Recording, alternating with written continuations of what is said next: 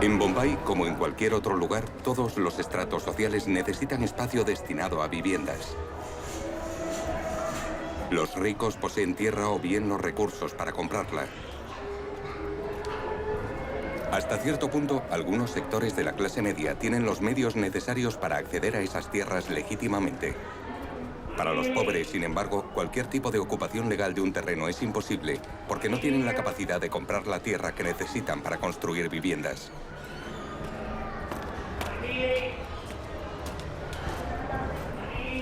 Sin más alternativa, los pobres se instalan en zonas vacías donde no encuentran resistencia a su ocupación.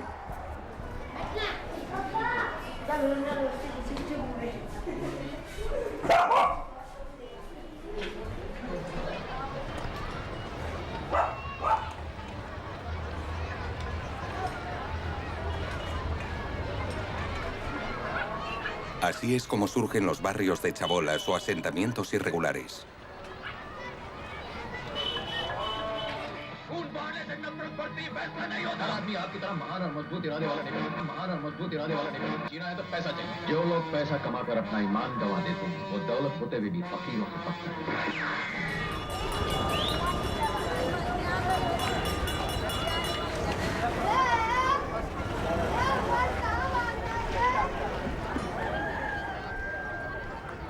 Esta es una historia sobre la tierra en la ciudad de Bombay, cuyo nombre oficial es ahora Mumbai. Una historia sobre cómo la distribución del espacio en la ciudad lleva a la creación de barrios de chabolas y, por consiguiente, al deterioro de la calidad de vida de sus habitantes. En 2009, Bombay tenía aproximadamente 14 millones de habitantes. Más del 60% vivía en chabolas y el 10% subsiste con menos de 70 céntimos de euro al día.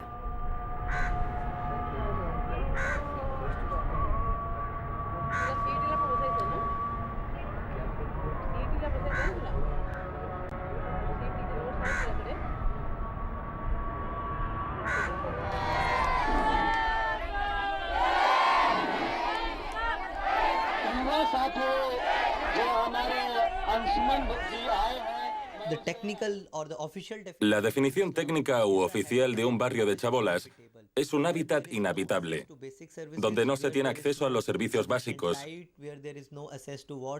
donde no hay suficiente luz, donde no hay agua corriente, donde no hay instalaciones de saneamiento, donde no hay suficiente ventilación o donde los seres humanos llevan una existencia indigna.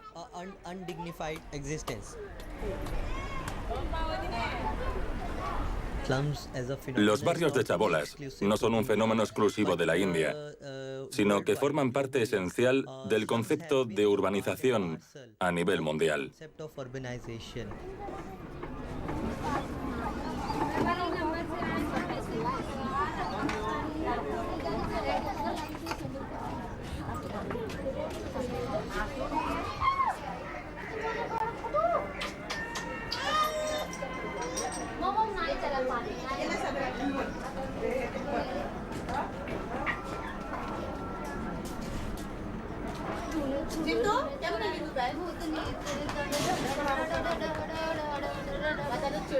Las ciudades crecen y tiene lugar un gran proceso de urbanización.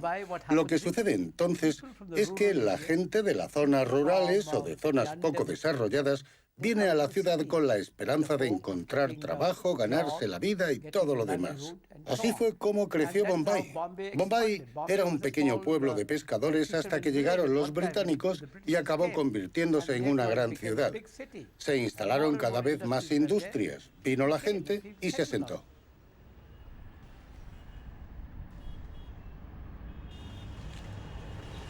Aquellos que podían permitirse una vivienda apropiada ocupaban terrenos donde no tuvieran que invertir mucho dinero.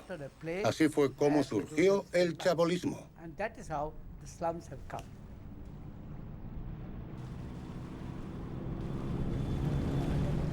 और जो महिलाओं से डरते नहीं है वो बैठ जाइए जो महिलाओं से Bombay está considerada la capital financiera de la India y aún así el 60% de su población vive en los barrios marginales, verticales u horizontales, lo cual es una lástima y una vergonzosa presentación y exhibición de la injusticia que continúa incluso después de 60 años de independencia.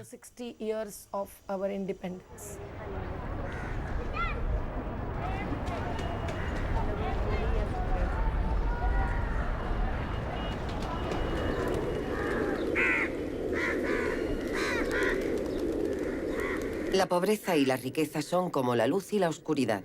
Analizar la pobreza significa analizar también la riqueza, porque una es la causa de la otra. Aún más, como la luz y la oscuridad, una no puede existir sin la otra.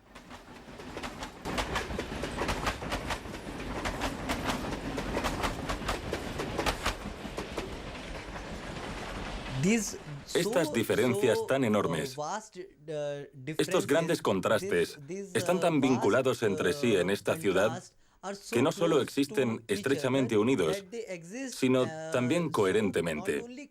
Por lo que si se elimina uno de ellos, el otro está condenado a desaparecer. Si se eliminan los barrios de chabolas, los edificios acabarán cayendo algún día, porque la mano de obra necesaria para mantenerlos, para construirlos, procede directamente de los barrios marginales. Si estos desaparecieran, llegaría un momento en que también lo harían los edificios.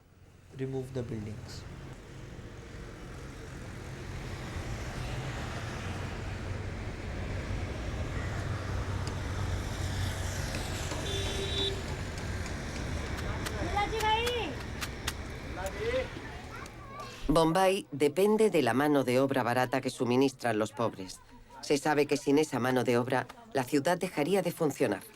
Si los habitantes de las chabolas dejaran de trabajar, Bombay se sumiría en el caos. Si los pobres no diéramos servicios, la ciudad se detendría.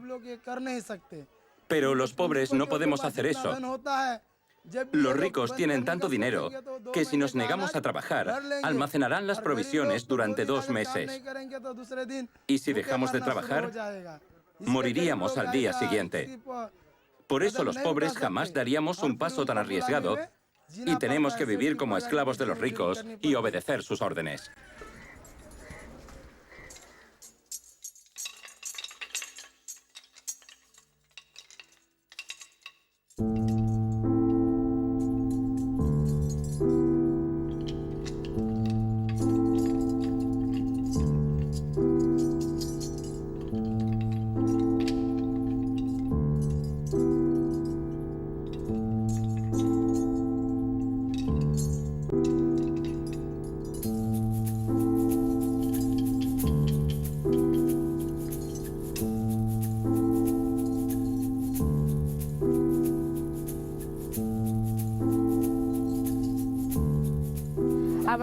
Los pobres trabajamos en la construcción, levantamos sus edificios, llevamos los frutos a sus puertas para que se los coman. Si los pobres no trabajásemos, ¿qué obtendrían los ricos? ¿Trabajarían por sí mismos? ¿Qué harían? Solo obtienen beneficios porque nosotros trabajamos. Nosotros dirigimos Bombay, los pobres. Los pobres lo hacemos todo. No hay nada que un pobre no pueda hacer.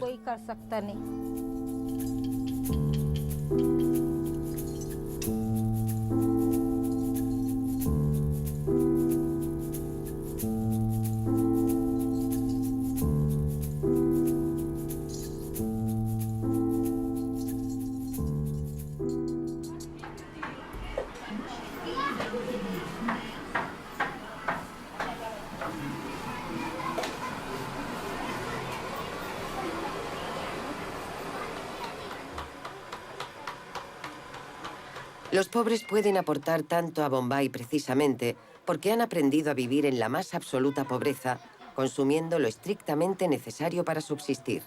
Ningún otro sector de la sociedad podría reemplazarlos, ya que solo ellos saben vivir en tales circunstancias.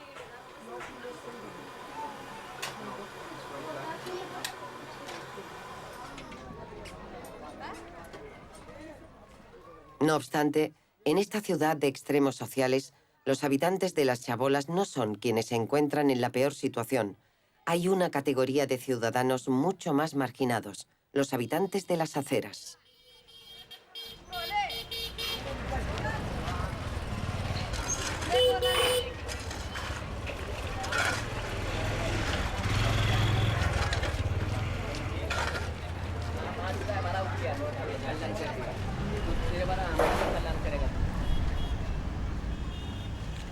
Verán que los habitantes de las aceras no existen. ¿Dónde ha ido toda esa gente? Fue el gobierno quien los puso en esa situación, pero de algún modo ha ido echándolos de la ciudad poco a poco. Viven en lugares sin nada de higiene, donde apenas pueden encontrar agua, electricidad y ese tipo de servicios, pero no tienen otra opción.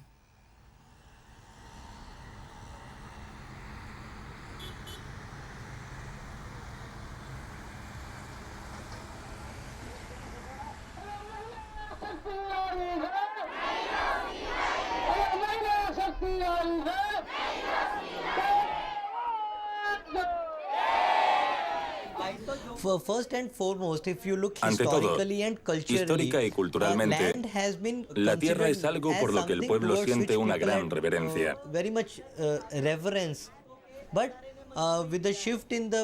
Pero con el cambio de políticas, cada vez más se considera un bien tangible del que se pueden obtener beneficios.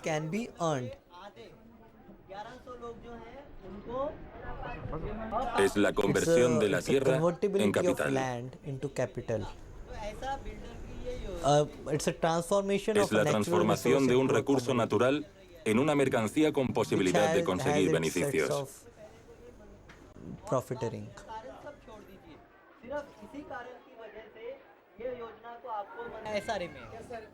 Toda política urbana está marcada por una ideología que dicta las decisiones de las autoridades. El caso de Bombay es impactante en cuanto a que la política de urbanismo ha sido particularmente discriminatoria contra los pobres, negándoles los servicios básicos para una vida digna.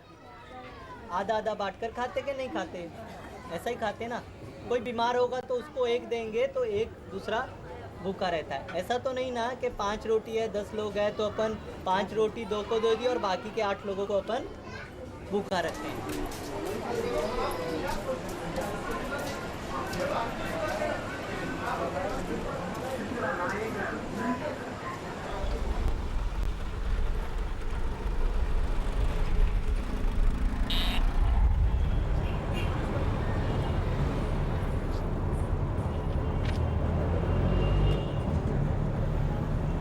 Tras la independencia en 1947, el gobierno indio trabajó para proteger a los pobres, principalmente a través de la intervención estatal en el mercado de tierras y la redistribución del espacio entre las personas sin hogar. Pero esas políticas eran infectivas y no duraron mucho. El sistema no tardó en venirse abajo debido a los grandes intereses del negocio inmobiliario y la corrupción de las autoridades. Para alojar al creciente número de personas sin hogar, el gobierno creó en 1977 la Autoridad para el Desarrollo Urbanístico de Maharashtra, conocido como MADA. El papel de la agencia es construir complejos de viviendas para realojar a un pequeño porcentaje de los desplazados cuando se derriba un barrio de chabolas. No obstante, este proceso, etiquetado oficialmente de rehabilitación, está lleno de corrupción. Como se ve, en todas las zonas edificadas, existe el concepto de pobreza urbana. Y no se puede dejar el destino de esas personas a los caprichos del mercado. Es necesaria una intervención. Normalmente, esa intervención suele hacerse a través de un mecanismo político, de leyes, de procedimientos, de políticas. Y a veces, con la creación de organismos como el MADA, que se sirve de esos instrumentos políticos para asegurar que ese tipo de viviendas se destinen a esas personas que no pueden permitirse adquirir una casa con el valor del mercado.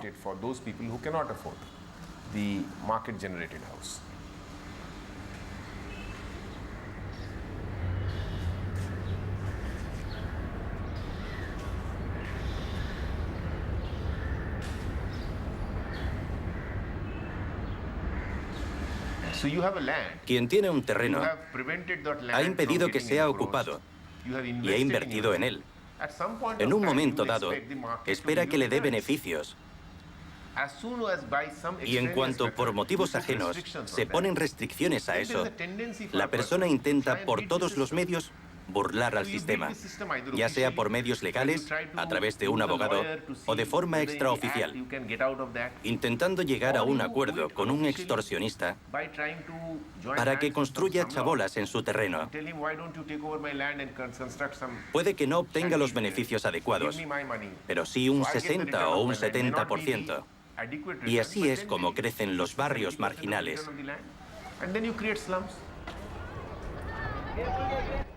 Al parecer, todo el que está relacionado con los barrios de chabolas de un modo u otro obtiene beneficios, y ese beneficio siempre es a costa de sus habitantes.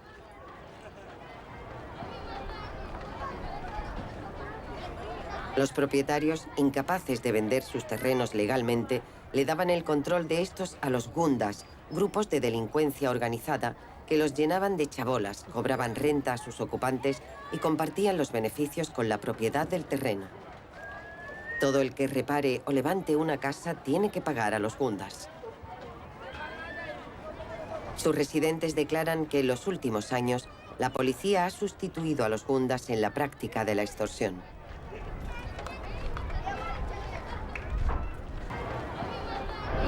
Si alguien quiere construir, renovar o reparar su casa, si esta ha quedado destruida tras las lluvias y quiere reforzarla, la policía acude inmediatamente y exige dinero.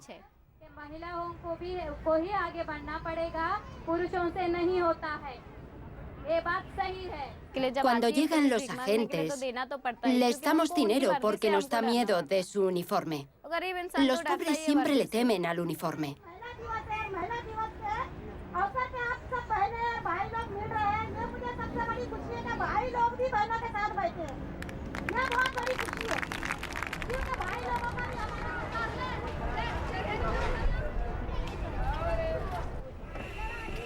Los edificios construidos por MADA contienen materiales de la peor calidad y su mantenimiento solo dura unos meses. Al poco tiempo, están en un mal estado increíble. Debido a la falta de servicios básicos proporcionados por el gobierno, los residentes de las chabolas se ven obligados a comprar agua y electricidad a los gundas. A menudo, el precio puede ser hasta 10 veces mayor al que paga el resto de la ciudad, la llamada población legal de Bombay.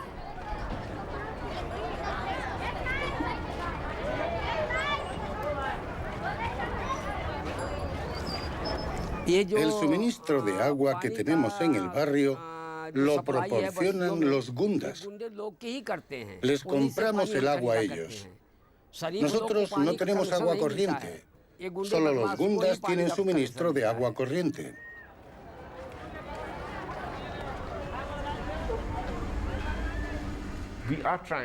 Hacemos todo lo posible, como organismo público, por desarrollar esta idea de ciudad inclusiva e intentar que todo aquel que vive en Bombay y que contribuye a la economía de la ciudad pueda ser considerado residente y tratado con dignidad.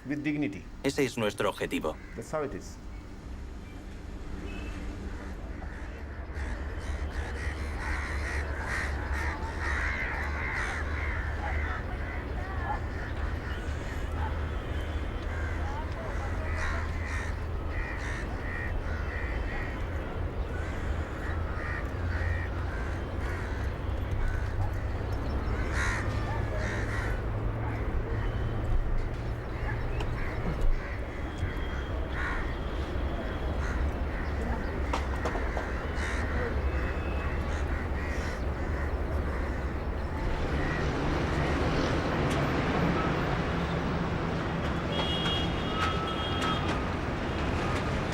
El mercado de terrenos de Bombay tiene todos los elementos necesarios para que prevalezca la corrupción. Políticos y burócratas aceptan dinero para hacer leyes que favorezcan a las constructoras y a los ricos.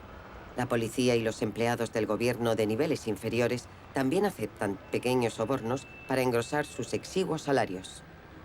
Además, las mafias ansiosas de beneficiarse en empresas menos arriesgadas, están cada vez más implicadas en el negocio inmobiliario, donde disfrutan de la protección del Estado. La corrupción del mercado de terrenos en Bombay es absoluta, diversificada y generalizada. La gente vive en chabolas en condiciones deplorables, en condiciones indignas. Y el hecho de que se infrinjan sus derechos legales es como arruinar sus vidas, como matar las aspiraciones, no de cientos o miles, sino de cientos de miles de personas. Porque no se arremete contra una persona, sino contra toda una comunidad en la que viven muchas unidades familiares.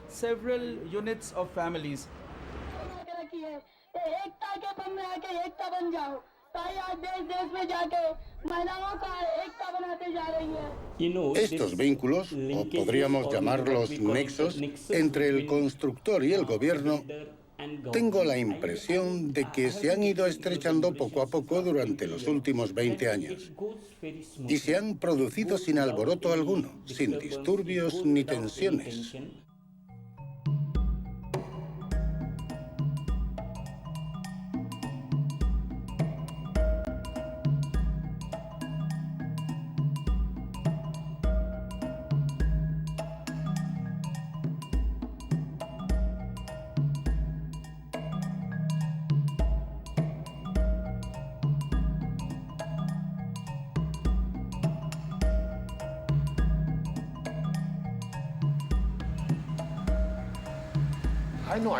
Lo sé. Puede que sea una cuestión de regulación inapropiada. Es algo que no se reguló. No se controló adecuadamente. Por consiguiente, hay casos terribles. Hay varios huevos podridos en la cesta, por así decirlo, que hay que sacar para asegurar que no se estropee el resto. Para mirar hacia el futuro, uno no puede dejar que lo frenen 2 o 3 malos ejemplos. Hay que aprender de los éxitos y ver cómo pueden mejorarse. Porque la magnitud del problema es tal que hay que buscar soluciones constantemente, soluciones aceptables. A menos que tengáis una solución mejor, deberíais parar esto. Es lo que quiero decir. Si podéis ofrecer una solución mejor, la adoptaremos, pero en la situación actual, lo único que hacéis es decir que MADA debería ser aislado, que no debería relacionarse con las empresas constructoras privadas. MADA construye unas 4.000 o 5.000 viviendas al año que solicitan 400.000 personas, ¿no? Es desproporcionado.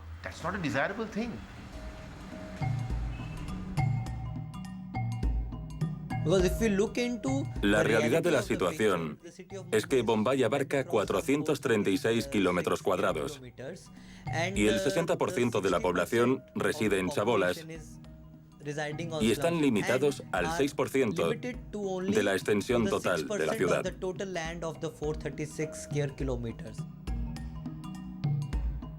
Por eso enfatizamos que los barrios marginales son solo un síntoma de la desigualdad.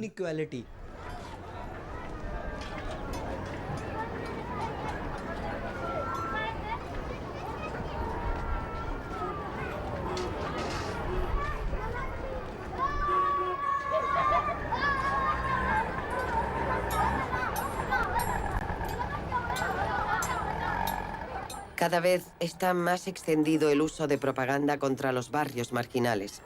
Estos asentamientos se muestran como una amenaza para los ciudadanos. Los residentes de estos barrios se convierten en parásitos a ojos de la población.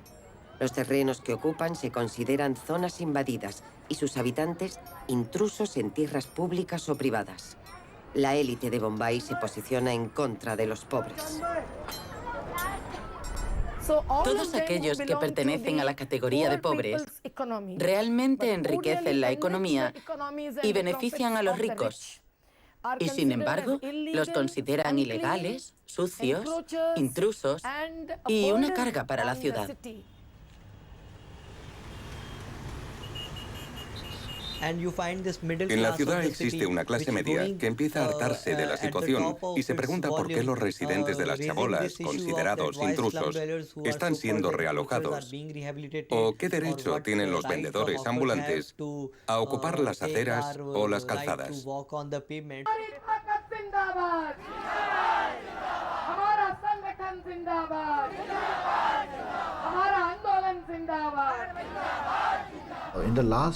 En los últimos años ha habido varios intentos de mejorar esta situación, con la intención de convertir a Bombay en una ciudad de primera categoría. Por eso, en los últimos 10 años, el gobierno ha decidido hacer una fuerte inversión en la ciudad de Bombay.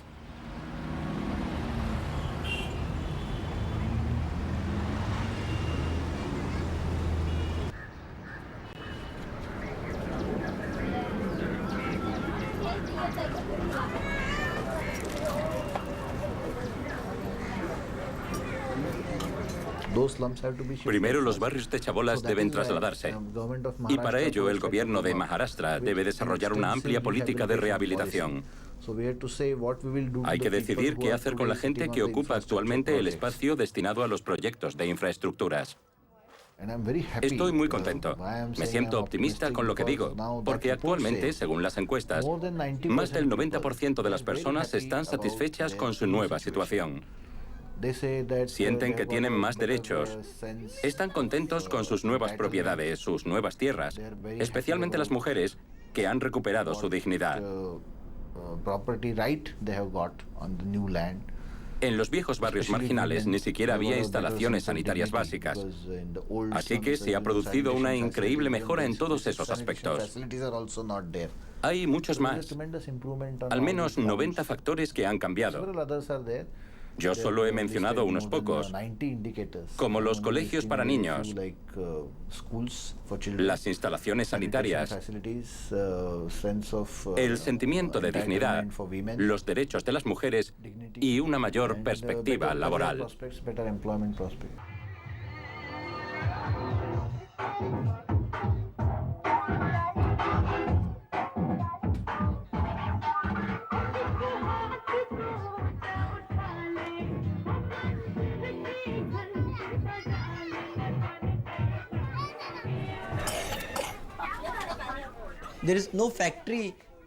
No hay industrias que fabriquen tierras. Es un recurso natural y está limitado, no es renovable. Por ello, lo único que podemos hacer es arrebatarlo. A lo largo de la historia ha habido guerras para conquistar nuevos territorios a los enemigos, y actualmente el contexto es el mismo. Las empresas constructoras llegan con sus excavadoras y derriban las chabolas expulsando a los pobres de clase trabajadora para levantar sus castillos en forma de centros comerciales y complejos de viviendas, obteniendo grandes beneficios con ello.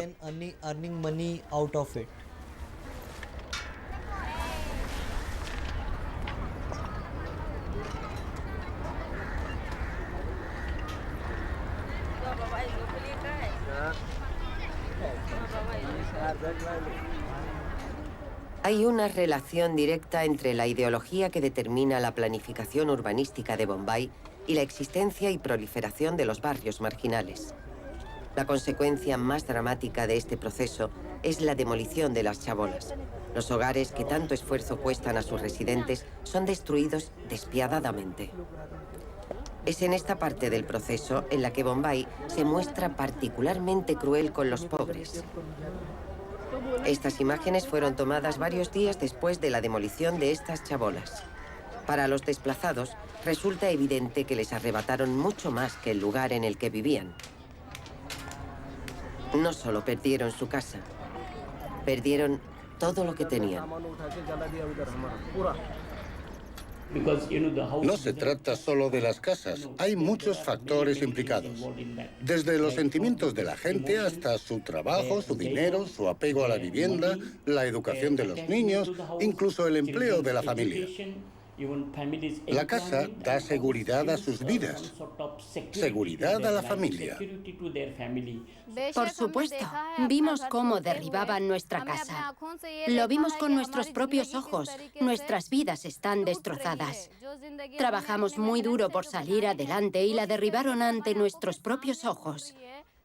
Aún puedo sentir el dolor que nos causó. Nuestros hijos, nuestra casa, nuestra familia, todo quedó destrozado. No podíamos alimentar a nuestros hijos a tiempo. Nos quedamos en la calle, bajo el sol, con nuestros hijos.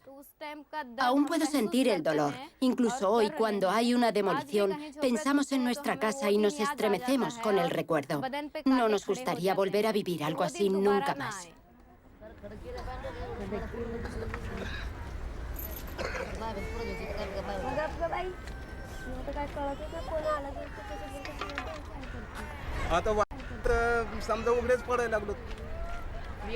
Vivimos a la intemperie.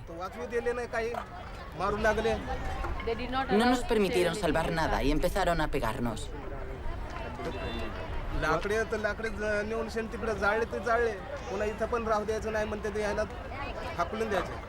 Nos arrebataron el trabajo de tantos años y lo quemaron.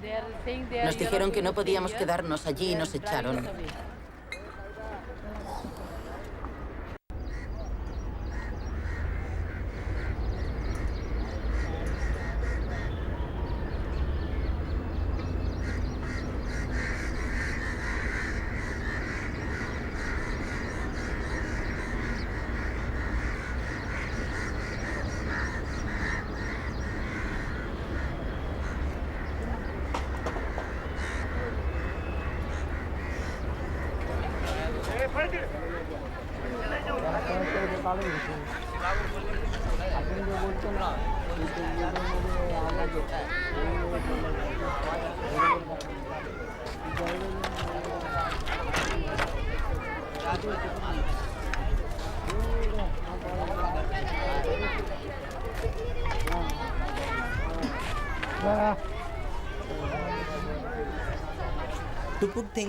Hay que poner las cosas en perspectiva.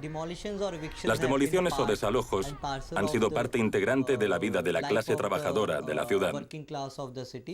Es algo muy desafortunado y por ello se oponen. Pero así es como se han hecho siempre las cosas.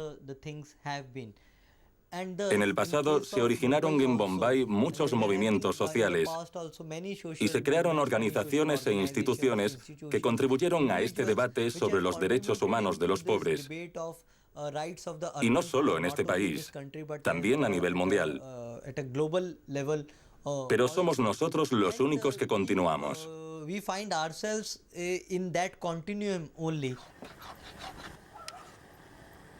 Hace 40 años, Bombay era una ciudad industrial donde los movimientos civiles por el derecho a una vivienda obligaban al gobierno a proteger a los pobres. Pero en los años 80, el proceso de liberalización y el crecimiento de la desigualdad económica imposibilitó a las personas sin hogar proteger sus intereses. Eso significó la pérdida del apoyo de la clase media, esencial para su existencia. Desde entonces, las autoridades han promovido grandes movimientos de demolición, como los de 2004 y 2005, cuando 70.000 casas fueron derruidas en un periodo de 6 meses. Hay a quienes les gustaría ver cómo este 60% de la población se une para lograr sus objetivos, pero hay a quienes no. El sistema ha promovido y creado demasiadas divisiones entre los pobres. Están divididos en base a las propiedades. Están divididos por los partidos políticos, por las regiones de las que proceden, por los estados de los que proceden, por el año en que vinieron, por el idioma que hablan, por la cultura a la que pertenecen. Pero aparte de eso, hay un gran número de personas que se han unido para luchar contra el gobierno, para luchar contra el terrorismo del Estado, como sucedió, por ejemplo, con las demoliciones de 2004. Entonces contamos con el apoyo de mucha gente, porque la mayoría de las casas fueron derribadas. Y se dieron cuenta de que a menos que se unieran contra el gobierno, no conseguirían nada. De ese modo, decidieron unirse para intentar impedir las demoliciones.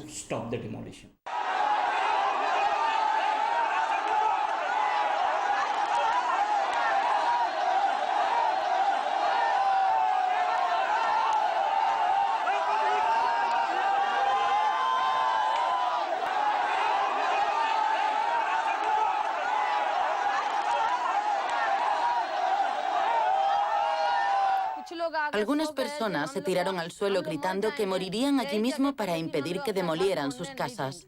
Preferían que los matasen antes de que derribaran sus casas con las excavadoras. Pero fueron por detrás y quemaron las casas. No sé cómo, con algún producto químico.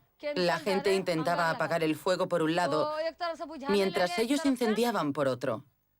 No se salvó ninguna casa, ni ninguna pertenencia. La gente lloraba, pero nadie hizo nada al respecto. Muchos niños murieron. Muchas mujeres tenían bebés recién nacidos. Pero no escucharon a nadie, derribaron todas las casas.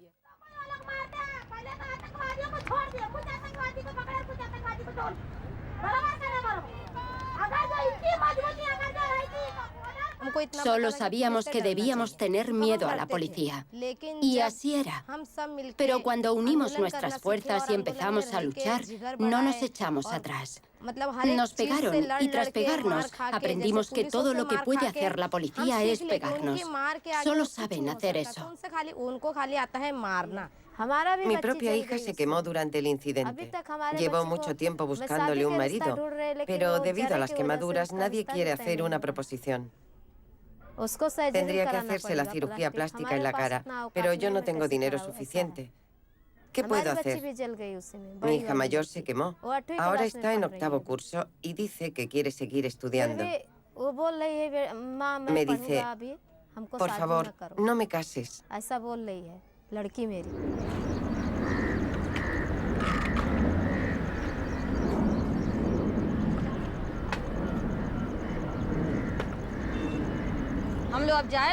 ¿Dónde vamos a ir ahora? No tenemos casas. Y nos dijeron, no sabemos dónde podéis ir, no podéis quedaros. Pero no queremos vuestras chabolas, queremos buenos edificios en Bombay. No queremos vuestras chabolas. Marchaos donde queráis. Somos ciudadanos de la India, ¿dónde podríamos ir? No podemos ir a cualquier parte, ¿verdad?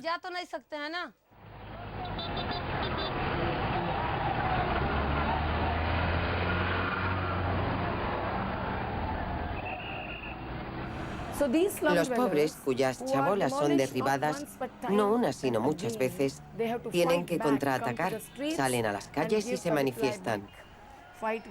Deben luchar con el mismo compromiso y en base a nuestro movimiento de libertad.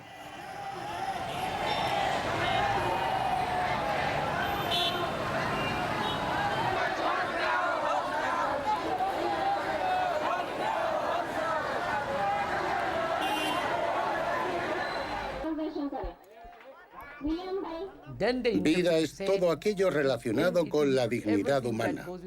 Así que el derecho a la vida incluye el derecho a una casa, a la educación, a tener un medio de vida y a todo lo relacionado con ella. Todo eso recoge el artículo 21.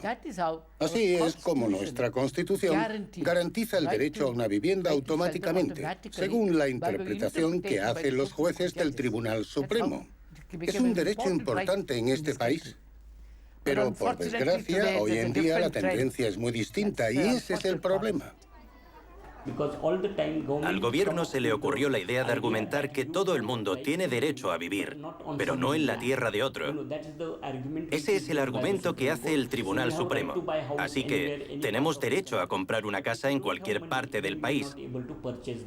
Pero si uno no tiene dinero, no puede comprar esa casa.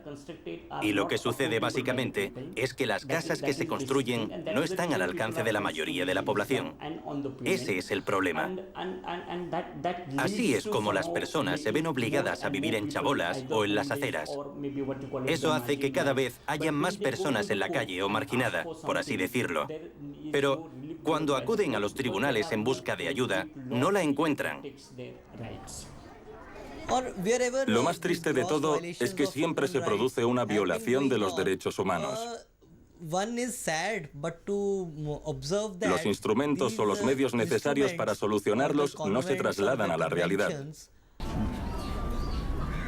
Sentimos que el gobierno no nos representa. Si queremos mantener un diálogo sobre nuestros problemas, debemos representarnos a nosotros mismos mediante nuestro movimiento. El gobierno no nos representa. Solo sirve para los ricos, que conocen las leyes y saben cómo aprovecharlas. Nosotros somos analfabetos.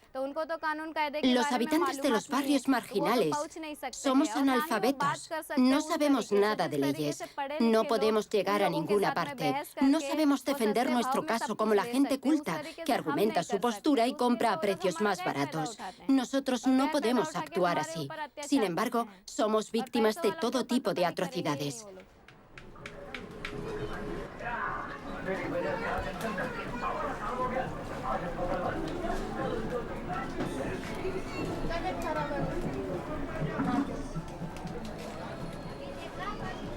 En los barrios marginales, todo se recicla.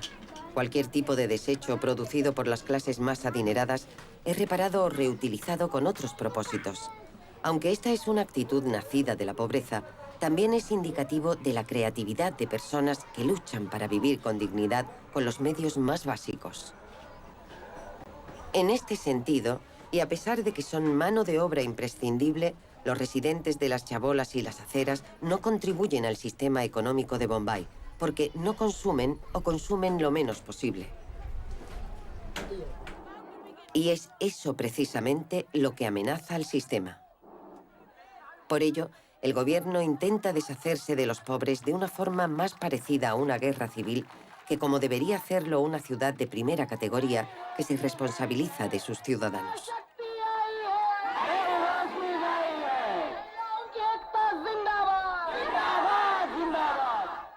El gobierno dice que está erradicando la pobreza, pero no está erradicando la pobreza, está erradicando a los pobres. Sin embargo, los pobres no se marcharán. Se quedarán y les harán frente. Todo el mundo tiene que morir un día u otro. Vivamos o muramos, lucharemos con uñas y dientes contra el gobierno. Solo nos marcharemos una vez que hayamos conseguido nuestros derechos.